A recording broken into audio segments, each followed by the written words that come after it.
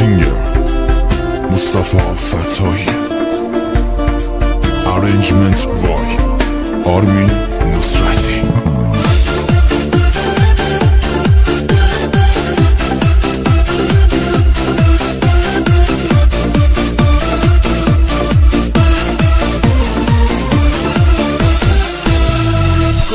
عشقم توی دنیا لحظه ها رو میشمارم، شوق باز دیدن رویت تو نگاهم مینگو.